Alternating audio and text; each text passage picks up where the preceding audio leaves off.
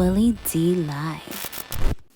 Yeah, that was like family members dying. Those two right there. That's like family members dying. Known Man, both of them a long time. Yeah. Sylvester and I shared you the same succeeded, birthday. Yeah, and you succeeded Sylvester. Yeah. In the 139th, right? Mm-hmm. You've been doing this since 2005, right? You started your political career in 2005, right? Yeah. Well, I was inaugurated 2006. Right, okay. So as someone who came from the streets of Fifth Ward all the way, to the halls of the Capitol building,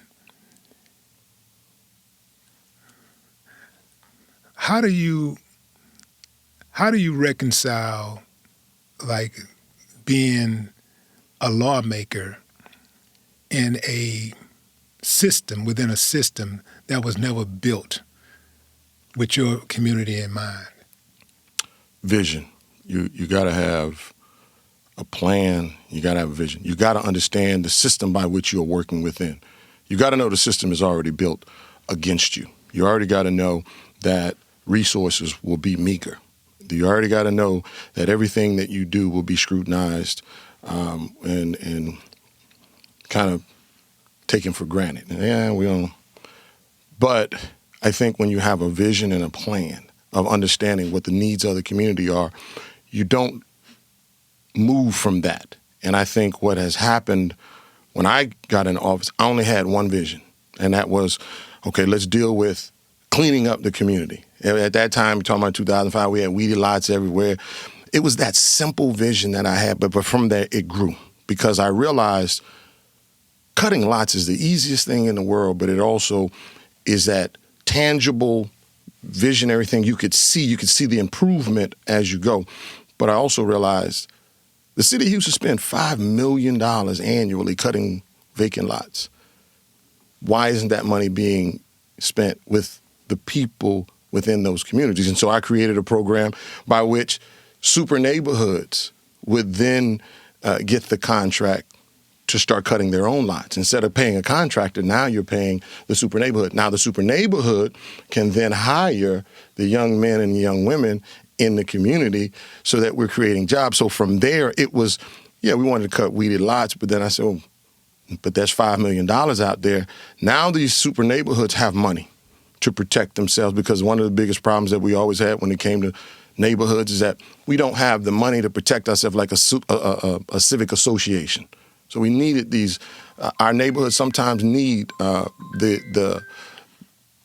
We got to cut that, bro. This motherfucker, boy. This motherfucker, boy. Yeah. This motherfucker. That's your boy. That's our boy from way back when. It's all right. No good studio wood. Boy, I tell you. Boy. All right, here we go.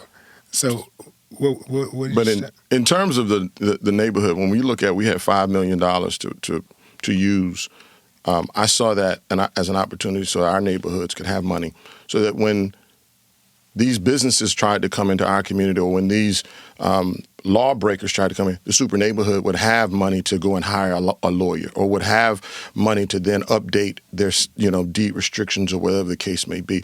But we didn't have to rely on the city all the time.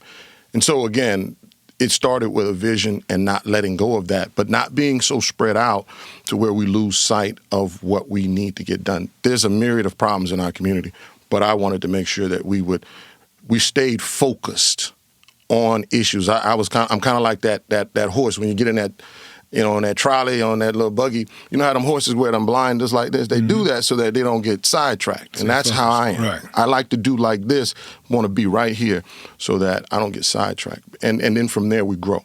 Because I realized that the money that our neighborhoods could get would continue to help us grow and become more self-reliant and self-sufficient, as opposed to always looking for, somebody else to come in and take care of our neighborhood, and yet we still didn't own it. So that's kind of where I come from, and that comes from me watching my mother Cleo Glenn Johnson, who used to work for the late Congressman Mickey Leland, who was always involved in the community.